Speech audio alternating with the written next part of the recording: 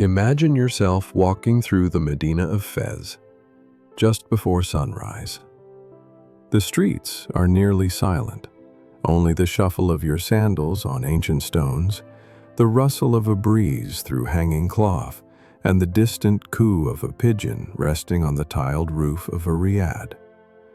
Above you, the sky is still deep blue, but light is beginning to breathe at the edges. You pass a wooden door, carved and studded, beside a small mosaic fountain that still holds the coolness of night. Someone opens a shutter above, quietly, slowly, and pours a small bucket of water onto the dusty stone below. It runs along the groove of the alley like a silver thread. The scent of Morocco is already here. Earth, mint, old cedar, and the ghost of yesterday's spice. You wander through the narrow lanes, not with a map, but with your breath. The path twists without logic. A cat appears from nowhere and disappears again. A boy on a bicycle whistles a tune without a name. Above, delicate iron balconies lean over the streets like gentle observers. Everything here is close, yet somehow open. Soon you reach a small cafe, a single bulb hanging above the door, a man stirring tea behind a blue wooden counter. He nods at you without surprise, as though you've always belonged here. You sit on a low stool, and he brings you a glass of atay, mint tea, hot and strong, poured from a silver pot held high. The sugar hits your tongue like memory. The steam curls upward, carrying something both ancient and tender. As the call to prayer rises, long and low, you feel it in your chest more than your ears. The sound weaves through the alleys, over rooftops, into courtyards. It does not ask anything of you, it simply arrives and softens the moment. You walk again, now among vendors slowly opening their shops. Carpets are unrolled with care. Copper trays are stacked, catching the early light. A woman in a jalaba arranges olives into pyramids, green, red, black, glistening in their brine. She smiles. You nod. No words are exchanged. None are needed. You taste a piece of flatbread, still warm from the stone. It is slightly crisp, slightly sweet. It tastes like simplicity, like a beginning. And then, you leave the Medina behind. You step out into the openness of the land, where palms sway above whitewashed walls and the sky grows brighter by the minute.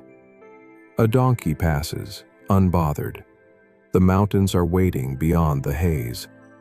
And so, you go to meet them. The road winds upward into the Middle Atlas, where pine forests and limestone cliffs rise from the earth like folded prayers. The villages here are quieter still. Houses are built from stone and earth, blending into the land as if grown from it. You pass shepherds guiding flocks over steep ridges, their silhouettes framed by shifting clouds. At a roadside stall, you stop for a bowl of harira, a rich tomato-based soup filled with lentils, chickpeas, and herbs. A wedge of lemon sits on the side. The woman who serves it doesn't rush. She ladles it carefully, and when she hands you the bowl, she places her hand over her heart. You do the same. The wind smells of sage and distant snow. Children play football with a bundle of cloth. A dog naps in the shade of a fig tree. Everything here happens at the pace of the sun. As you descend into the Ziz Valley, date palms begin to appear in neat rows, their green fronds rippling like soft applause. A river snakes between the cliffs, narrow, clear, ancient. You walk along its banks, where the coolness of the water meets the dry heat of the desert air. Women wash rugs by slapping them rhythmically against the stones. The colors, red, ochre, indigo, bleed into the current for just a moment before disappearing downstream. You arrive in a town where the buildings are made of mud brick and glow pink in the late afternoon light. You climb to the roof of a guest house as the call to prayer drifts once more through the warm dusk. You sip tea again, this time with thyme and a touch of orange blossom, and watch the sun slip behind the palm groves. The stars come slowly, like lanterns being lit one by one. That night, you sleep on the roof, wrapped in blankets beneath the open sky. The silence is not empty. It is textured, full of owls, of breath, of the slow sigh of wind brushing over clay. And in the early morning you rise to the sound of hooves. Camels are waiting, their eyes half closed, their bodies swaying with the stillness of the hour. You mount one, and together with a small caravan, you begin the crossing into the Sahara. The sand changes as you go, first pale and gritty, then golden and fine. Dunes rise around you like frozen waves. The horizon stretches forever. There is no road. Only memory, instinct, and stars. You stop at midday beneath an acacia tree. Your guide brews tea on hot coals, the fire crackling softly in the windless air. The silence presses against your skin. It is not lonely. It is holy. Later, the shadows grow longer. The sand takes on the color of fire, and as you reach the top of a dune, the whole desert opens before you. Endless, gentle, alive. You walk down barefoot. The sand is warm and soft, like walking through time. As night falls over the Sahara, the sky becomes a cathedral. You sit beside a low fire in a Berber camp, the flames licking upward in quiet rhythm. The tents are simple, woven wool, sand-colored, curved like waves. Someone hands you a bowl of tagine, still bubbling with lamb, apricots, and almonds. The sweetness and spice cling to the air. A drum begins to play, slowly, like a heartbeat. Then a second joins. A voice rises, low and smooth, not singing a song, but telling a story. You understand none of the words and all of the meaning. You sit still, warmed by fire, by food, by presence. The stars above are so many, they lose their edges. You lie back on a carpet and listen to the sand shift. In this moment, the world feels impossibly wide, and yet so close you could cup it in your hands. Morning is soft again. You wake to the sound of camels chewing. The desert is pale pink, like a dream halfway forgotten. You wash your face with cold water from a tin basin and eat flatbread with honey and black coffee brewed over ash. The journey continues, not away from the desert, but deeper into Morocco's heart. In a town near the edge of the sand, you walk through a market under woven reed canopies. The stalls are low and close. A boy offers you dried figs, walnuts, and saffron. A woman invites you to smell her rose oil. The air is thick with cumin, cinnamon, and roasted almonds. You do not bargain. You simply smile. You board a bus toward the high Atlas Mountains. As you rise again, the air changes, sharper, clearer. Snow still caps the highest peaks. You pass goats perched on trees, their hooves clinging to branches like acrobats. A man waves from the roadside carrying firewood strapped to a donkey. A girl walks barefoot, her school books tied in a scarf. In a mountain village, you are invited into a home made of stone and packed earth. The floor is covered in thick rugs. The walls are painted in faded blues. A woman brings you Berber bread, round and thick, with olive oil and salt. She pours you tea. You sit cross-legged. A small radio hums a song in Tamazight, ancient, proud, soft. Here, the pace of life is not slow. It is natural. It matches the mountain. The cold outside and the warmth inside are not in conflict. They belong to the same truth. You hike a trail that winds along cliffs and through valleys. The snow melts into streams. Wildflowers bloom in small defiance of stone.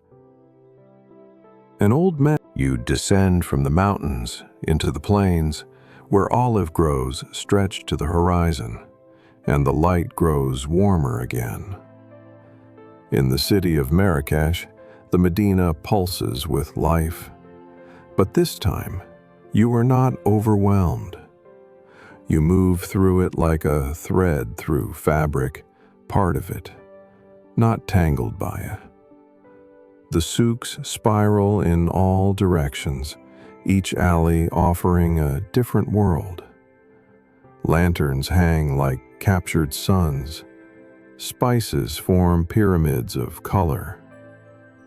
A man chisels marble beside a stand of leather slippers in every shade of earth and flame. The air is alive with scent, sound, movement. But it is not chaos. It is choreography. You stop in a hidden courtyard where orange trees bloom above tiled fountains. A cat sleeps on the edge. You sip pomegranate juice. You close your eyes. You feel the stillness beneath the swirl. In the evening, you climb to a rooftop cafe. The Ketubia Mosque rises in the distance, glowing gold in the last light. The call to prayer flows across the rooftops like mist. Below, the Jama El Fna Square flickers with lanterns and the hum of voices. Musicians play flutes and drums. Storytellers gather small circles. Smoke rises from food stalls. You eat kefta with egg and tomato from a sizzling pan. You tear bread with your hands. You drink mint tea again and again. You listen to the city exhale. And then you move again, westward, toward the coast. In Essaouira, the wind greets you before the land does. It rushes through the streets like an old friend, lifting scarves and sails alike. The sea crashes against the ramparts. The gulls cry above the whitewashed houses and cobalt doors. You walk the port in the morning mist. Fishermen untangle nets. Crabs scuttle over the wet stone. The boats are blue, all blue, as if the town itself were made of waves. You taste grilled sardines with cumin and lemon. Your fingers are sticky with oil and salt. You smile. Later, you walk barefoot on the long beach as kite surfers carve the sky and children chase each other along the foam. The sun hangs low. The wind never stops, but it feels like music now. You sit on the sand until stars return. Your journey slows. It does not end, but it rests. like the wind, like the tide. You realize Morocco is not a destination. It is a rhythm. It is the space between mint leaves in tea, the pause before the prayer. Your final morning in Morocco begins in silence. You sit beneath an olive tree in a garden just outside the city. The light is golden, soft, and dappled. Birds flicker between branches. The air is cool, holding the last memory of night. You sip tea, one last time, from a small, curved glass. The sugar is perfect. The mint is bright. Steam curls upward like a final breath of the land itself. You walk slowly down a narrow path lined with jasmine and rosemary. Bees drift lazily from blossom to blossom. A cat watches from a windowsill. Somewhere nearby, a man waters his plants and hums a song without lyrics. You don't take pictures. You don't speak. You simply watch.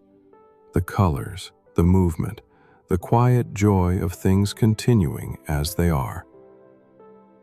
At the end of the path, an old woman passes you, her basket full of herbs. She nods. You nod. For a moment, nothing needs to be said. You stand still and listen, to the wind moving through palm fronds, to the distant rhythm of a drum you cannot see, to your own breath, softer now, slower, present. You realize you will carry this place with you, not in souvenirs, not in photos, but in the way you walk, in the way you wait, in the way you sit with silence. Morocco has become a part of your rhythm, and as the sun rises higher, warming the ochre walls and tiled roofs, you take one last breath of cardamom and dust and roses, and you smile. Not because it is over, but because it happened. If you enjoyed this quiet journey, consider subscribing to the channel for more calm explorations of the world. Leave a comment if you have thoughts, suggestions, or a country you'd love us to visit next. And if this brought you a moment of stillness, a like would mean the world. Thank you for walking slowly with me. Until next time.